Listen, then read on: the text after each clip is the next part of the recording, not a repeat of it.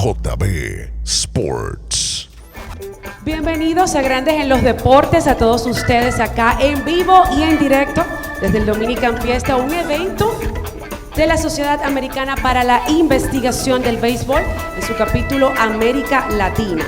Soy Natacha Peña y como siempre el panel de Grandes en los Deportes no necesita mucha presentación porque los conocemos todos. Este panel está compuesto por Enrique Rojas, periodista de ESPN, miembro de la Asociación de Escritores de Béisbol de América. También nos acompaña Dionisio Soldevila, editor de deportes del Diario Libre. Kevin Cabral, voz, imagen y leyenda de Águilas Cibaeñas.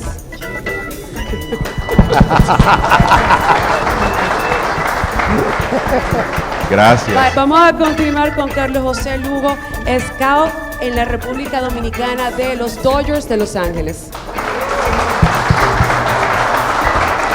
Hoy estaremos bajo la conducción de León Telandino, periodista y productor general de contenidos de béisbol para ESPN Internacional, miembro también de la Asociación de Escritores de Béisbol de América y director de STAR para Latinoamérica.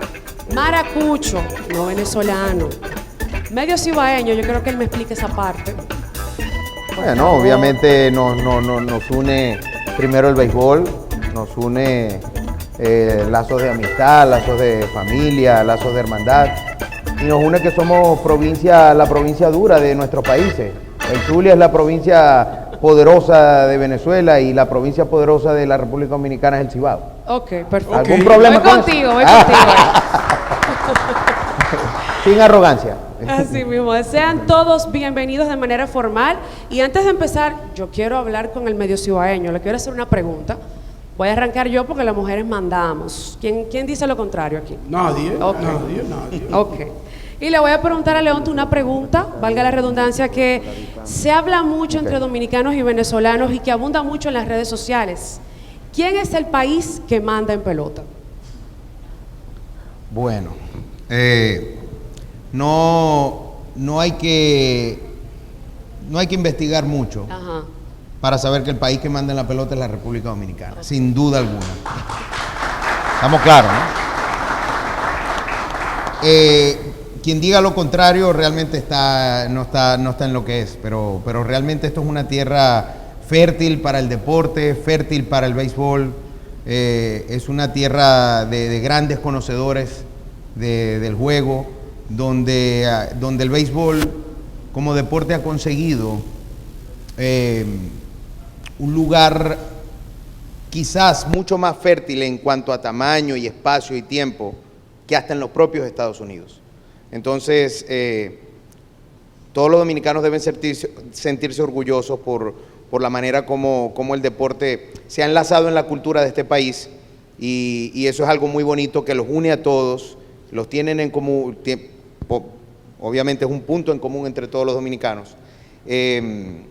Y pues bueno, eso mismo que se ha gestado en la República Dominicana desde hace muchos años, yo creo que es un ejemplo a seguir y es un ejemplo que se está siguiendo en los demás países de la región. Entonces, no hay ninguna duda de que aquí el que manda es lo que manda es la pelota y aquí todos son peloteros hasta la tambora. ¿Okay? Antes que todo, buenas tardes. Gracias a todos ustedes por formar parte de este panel, de esta discusión. En el día de hoy, de verdad que yo estoy súper complacido, contento de estar junto con estos caballos y de la caballeta mayor de este país, Natacha, y de estar junto con todos ustedes para conversar de pelota y para hacer una dinámica, la misma que ustedes ven escuchan todos los días en sus carros, en las redes sociales, de Grandes en los Deportes, escuchar todas esas opiniones y distintas perspectivas que tienen todos los analistas de béisbol de este panel. Y yo quiero comenzar con Enrique precisamente porque estamos en una época bien complicada para el béisbol, para la industria completa del béisbol, que es el paro laboral de las grandes ligas. Enrique, el paro laboral de las grandes ligas realmente es algo que está afectando a toda la industria. No se sabe cuándo vamos a salir de esto, pero más allá de que el problema se resuelva hoy o se resuelva dentro de un mes o la temporada de Grandes Ligas inclusive corra peligro de retrasarse en algún punto, ¿cuál es el verdadero impacto que tú le ves a este paro? Y más allá de eso, ¿de dónde, cómo llegamos a esto? Que para muchos, incluyéndome, es un disparate lo que está pasando.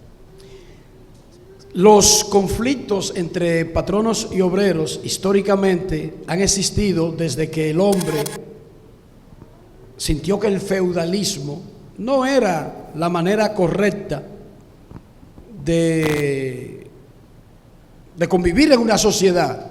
O sea, antiguamente habían personas que gobernaban, reyes que poseían la tierra, nobles que manejaban esa tierra y campesinos que la trabajaban simplemente por la comida que le daban.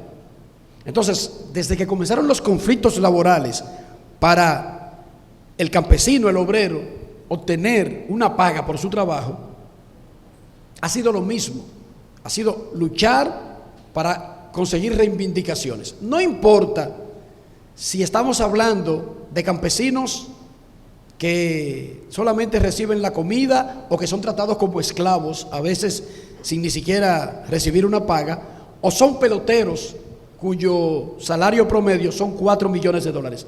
Porque la gente se confunde, la gente tiende a pensar que en una industria donde el salario mínimo son $600,000, no hay ninguna razón para pedir reivindicaciones.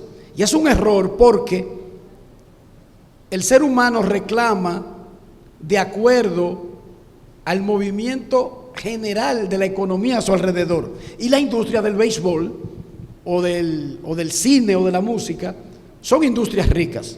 Y si hay un salario promedio de 4 millones, es porque hay equipos que valen un promedio de 1,000 millones. Y que la industria deja 11,000 millones al año. ¿Y cuál es la discusión? ¿Cómo se reparten esos beneficios? Los jugadores han pasado de recibir cerca del 50% de los beneficios de la industria a recibir un 20%. Entonces, no es si ellos reciben 4 millones de salario promedio o $600,000 de salario mínimo, es que su industria ha crecido quizás en un 1,000% en una década o en 2 décadas, y el porcentaje que ellos reciben de la industria se ha reducido de la mitad de los ingresos a un 20% de los ingresos. Ese es el pleito. Más que nada de eso que tú estás diciendo, hace 10 años Grandes Ligas producía alrededor de 5,000 millones de dólares por año. En el 2021 se estima que fueron 11,000 millones de dólares. El salario promedio en Grandes Ligas durante ese mismo periodo de tiempo apenas ha subido un 6%. Mientras se han duplicado los ingresos y los beneficios de los dueños, el porcentaje que le toca a los peloteros apenas ha aumentado un 5%. Por eso es la huelga. Exacto. Porque los dueños de equipos siguen recibiendo más y más y más. Sin embargo, en los últimos 3 años, el salario promedio de los peloteros ha descendido. Una industria que crece hasta más no poder, que crece consistentemente, que todos los años está generando cientos y cientos de millones más. Sin embargo, está repartiendo muy poco para aquellos por los que la gente paga para ver. Pero fíjate, más allá de eso, hay negocios que los equipos de Grandes Ligas están haciendo que van más allá del terreno de juego, que incluyen esas ganancias. Por ejemplo, por darte un ejemplo, un equipo de Grandes Ligas que haga una inversión en un canal deportivo, en un canal de televisión, o un equipo de Grandes Ligas que desarrolle pedazos de tierra para desarrollar áreas comerciales. Eso lo incluye el negocio de las Grandes Ligas.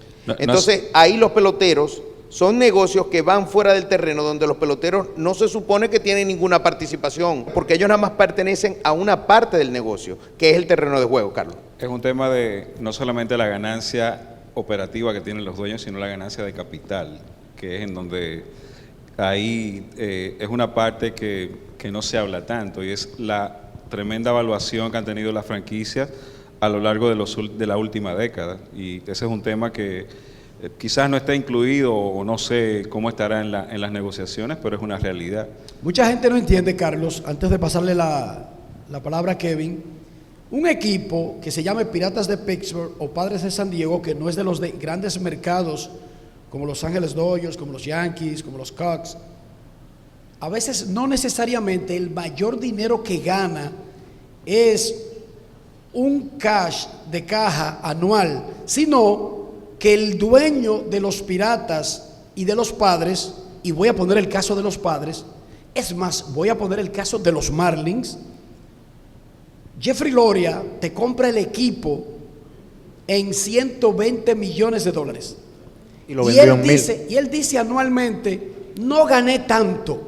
No se mostró un crecimiento de entrada económica per se muy grande, pero su franquicia, cuando él la vendió, de 120 millones, la vendió en 2.000 millones, en 1.200. 1.200. Estamos hablando de un crecimiento de 1.100 millones de dólares. O sea, es una forma de engañar al obrero de que mira, los libros dicen que solamente me gané, después que pagué todo, apenas 4 millones. Yo no gano tanto como la gente cree, pero su franquicia, que es un bien que él tiene,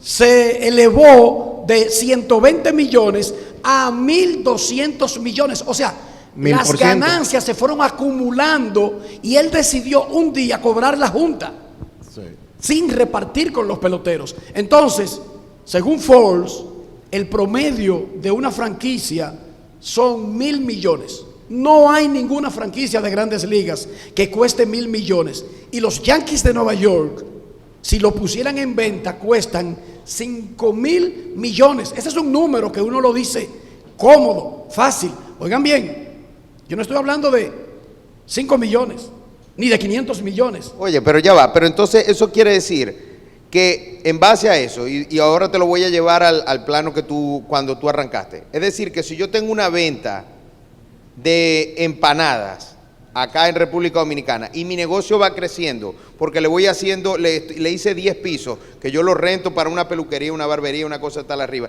entonces al que vende las empanadas o al que hace empanadas, yo le tengo que pagar en conmesura con el valor de mi negocio. Resulta que ahí es que entra el sindicato.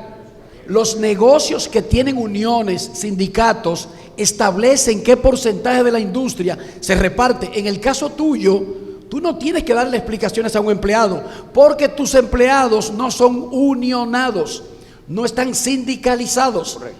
Y esta es la diferencia aquí. Grandes Ligas funciona con un pacto laboral colectivo que establece los porcentajes. Yo voy a ser el sindicato de grandes en los deportes. Exacto, Kevin. Dale. No, vamos a sacarlo rápido, hay que sacarlo. Sí, hay que. Claro, voy a ser el sindicato de grandes en los deportes para que el valor que vaya adquiriendo esta franquicia, ¿verdad?, también me corresponda a un valor agregado. Estamos hablando de 1.000 millones de dólares. Rápido. No, es que fíjate algo.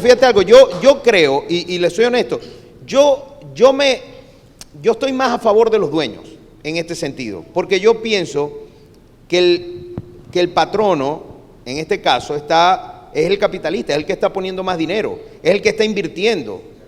Un placer para todos, Ryan Cambero. Mire lo que pasa, como dice Enrique, tú estás bajo un pacto de trabajo donde tus empleados tienen una unión. Yo trabajo para una empresa en Dominicana que también representa una marca en Estados Unidos, que es John Deere. Tuvimos un problema en la fábrica reciente, trancado también por esa misma situación, porque las ganancias de la empresa matriz fue creciendo, y como tú tienes acordado con tus empleados que mientras tus ganancias van creciendo, automáticamente tú tienes que mejorarlo a ellos. Entonces, oye, hay que ser justo. Si tú te estás beneficiando como dueño de un equipo, ¿cómo que tú le llamas lo de Montecristi? ¿Cómo que se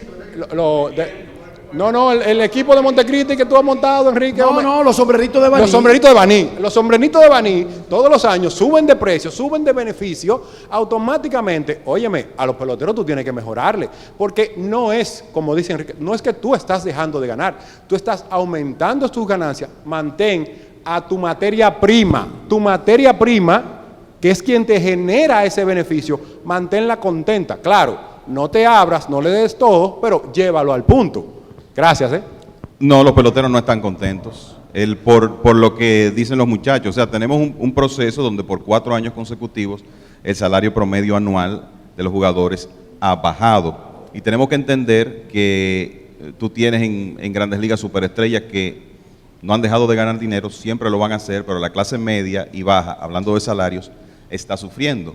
Entonces estamos hablando de un sistema establecido, porque hay que decirlo, en los últimos acuerdos, los dueños le han dado en la madre a los jugadores, la realidad que han sacado la mejor parte. Ahora los jugadores están tratando de recuperar parte de ese terreno, porque lo que se ha implementado es un sistema donde lo que se supone que tú estás protegiendo a las franquicias más pequeñas con lo que ahora se llama el impuesto al balance competitivo, pero en realidad lo que es una restricción para los salarios, porque lo que hacen es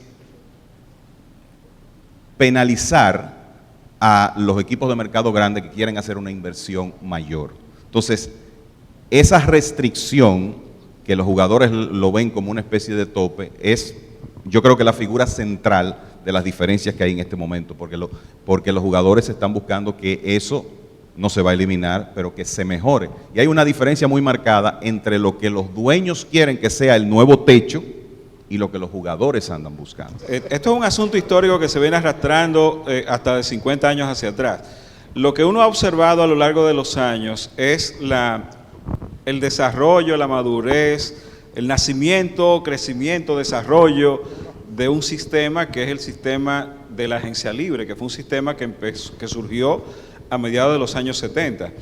Al principio, los primeros 10, 15, 20 años, los mismos dueños no sabían cómo manejar de manera, vamos a decir, eficiente desde el punto de vista de ellos, el tema de los salarios.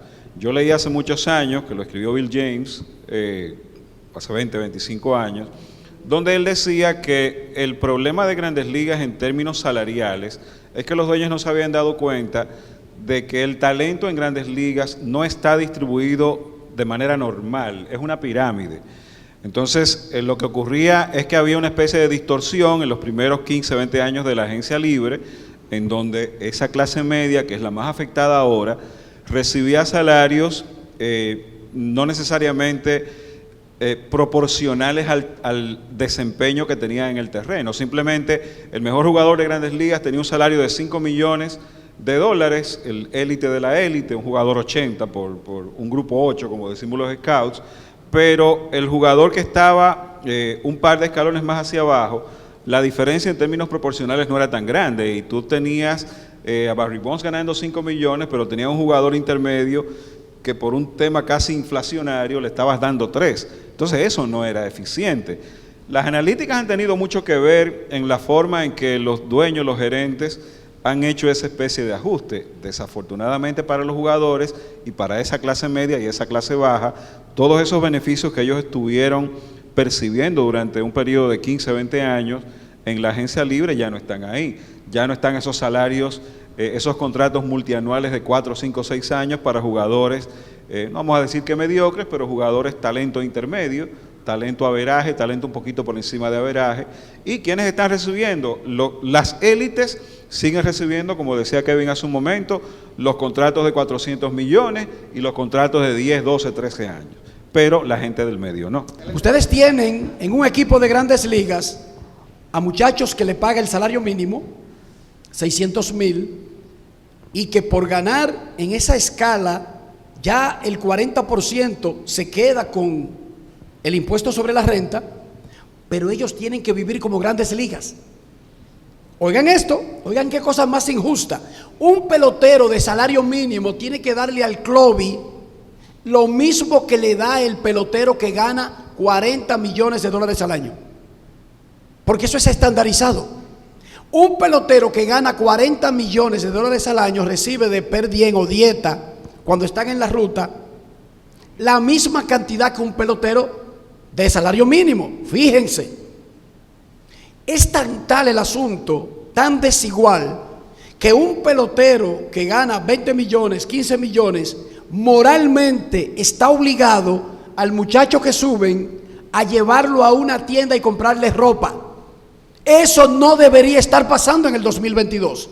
La misma industria reconoce que es tanta la brecha que un pelotero llamado Albert Pujols, al dominicano que suben, tiene que llevarlo a una tienda y comprarle 3 trajes y 3 pares de zapatos, porque la industria admite que ese muchacho no puede comprarse 3 trajes juntos. Eso es injusto. Un Grandes Ligas no tiene para vivir como Grandes Ligas, porque hay un estándar que establece la industria. Óigame bien, hay un estándar, tú eres Grandes Ligas, pero te están pagando el mínimo. ¿Entienden el punto? Entonces, aquí se está tratando de hacer una corrección. Y el que gana 600 tiene la misma cadena que el que gana 25. Y esa es la presión que ustedes ven que tienen estos muchachos dominicanos que andan en carros que no pueden comprar, que andan en coro que no pueden mantener, que van a lugares que ellos no pueden solventar. Es una presión social, porque son Grandes Ligas. Grandes Ligas es el que está en un roster de Grandes Ligas. Oigan bien, el que está en un roster, pero en ese roster está Mike Trout, que gana $43 millones.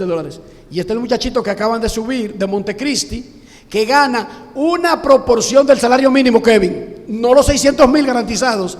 Porque no se pasó el año entero en Grandes Ligas. Pero ya hay Grandes Ligas. Y entonces, ¿qué él hace? Él quiere vivir como Grandes Ligas porque la sociedad se lo exige. Hay personas que no nos llevamos de ese amague y que seguimos siendo pobres porque yo trabajo en ESPN, pero yo no gano $20 millones. ¿Entienden? Pero esos muchachos menos son subidos a los 20 años, no a la edad que yo tengo. Un poquito menos solamente, ¿verdad? ¿Entienden el punto? Entonces, fíjense la posición tan difícil que tiene la capa de abajo. Tú eres Grandes Ligas. Los americanos no tienen tanto esa presión, los americanos blancos. Clayton Kershaw anda en un carro del 91 que no le para bola eso. Y anda con unos polochecitos que siempre son marrones, todo destietado, sin color, que yo no sé dónde él lo saca. Igualito, lo único que cambia es que hay un muchacho nuevo cada día en el ascensor con él. O sea que la mujer lo está preñado, tiene un muchachito al hombro. Eso es lo único que cambia. Que de 1 pasó a 2, a 3, a 4, y ahí me alcanzó a mí ya. Pero no tienen esa presión. Ellos no vienen de una sociedad, Clayton Kershaw, Matt Scherzer, Jerry Cole, no vienen de una sociedad que le exige el bulto de vivir a la altura de las circunstancias que están viviendo. Los latinos tienen esa presión, los afroamericanos tienen esa presión. Y aunque no lo digan en esta discusión, eso es algo que debemos resolver, muchachos. Porque la presión asombrosa, pero además está la presión de rendir en el campo, agregada a eso. Entonces, yo creo que todo eso está en la mesa para elevar el nivel de vida de la parte de abajo, sin bajar la de los que están arriba, y eso evidentemente que va a incrementar el gasto, porque si no, no se puede hacer. ¿Sí o no, señor economista? Sí, absolutamente, eso es así. Bueno, si yo me ganara 30 millones, tampoco tuviera ninguna presión, créeme. Manuel, si tú te ganaras 30 millones, ¿tú tienes presión? No, ¿Tú también andaras con unos polochercitos así? Nos saludáramos por WhatsApp, nos viéramos poco, pero bien. Yo cierro las redes sociales. Sí, no, Me escapo del no, mundo. tú la mantienes y pones a alguien que la maneje. Yo no sé si es casualidad. Carlos José tiene un punto de vista diferente, yo lo sé. Pero desde que aparecieron las nuevas fórmulas, la sabermetría, el valor del pelotero viene bajando, porque las nuevas fórmulas buscan más desde el punto de vista patronal, quién me resuelve, a desde el punto de vista pelotero, quién gana más, porque en la fórmula como que le están bajando los salarios. Antes el jonrón, el hit, la remolcada, el promedio era lo que determinaba la valía, ahora no. Ahora hay un lío tan grande que no es quizás no es por casualidad que están bajando los salarios. Entonces la bendita sabermetría debería estar como un punto de los peloteros para que no la tomen en cuenta a la hora de firmar, porque eso es lo que le está bajando los salarios ahora. Yo voy a defender a Carlos José y lo que te voy a decir es que la sabermetría es información. O sea, el problema es que hemos satanizado. Y la información es poder. La información es poder, así mismo es. Estamos en una época donde se maneja información que no existía, yo no voy a decir hace 30 años, hace 10. Hace 10 años no se manejaba la información que se maneja hoy en día para tu poder valorar los jugadores. Entonces, en realidad, sabermetría analítica sencillamente es la información que, fruto de la tecnología y de los avances, los equipos tienen en sus manos hoy en día, que le permite hacer una valoración más eficiente de los jugadores. Ese es el tema. En realidad los conflictos laborales nunca son buenos para las ligas, como no lo son para ninguna industria, porque dejan un legado de amargura, de molestia, con el principal ingrediente, que son los fanáticos. Por lo tanto, sea la huelga del 94, 95, el cierre patronal último o cualquier otro conflicto, nunca deja un saldo positivo a la industria, más allá de las conquistas que puedan conseguir los jugadores. JB Sport.